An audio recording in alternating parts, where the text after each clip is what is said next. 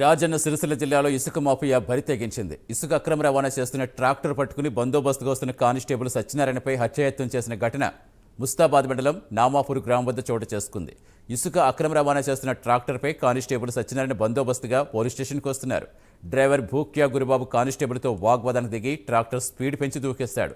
Tractor పక్కనే ఉన్న చెరువులో పడగా కానిస్టేబుల్ సత్యనారాయణ కూడా చెరువులో పడిపోయాడు. ఆర్తనాదాలు చేయడంతో ముందుకు వెళ్లిన వాహనాల్లో పోలీసులు వచ్చి రక్షించారు.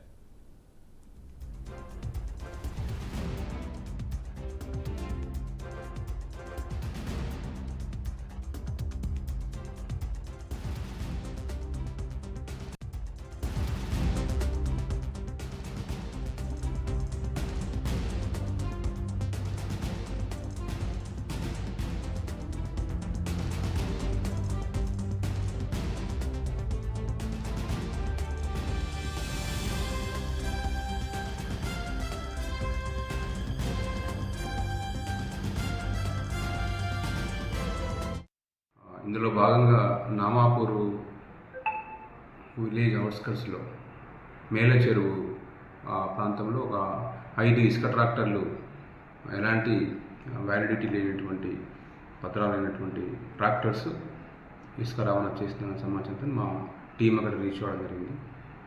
అందులో 5లో 4 ట్రాక్టర్లు 1 by 1 ఒక్కొక్క కానిస్టేబుల్ ఒక్కొక్క ట్రాక్టర్కి ఎస్కార్ట్ చేసుకుంటూ ముందు తీసుకొస్తున్నారు.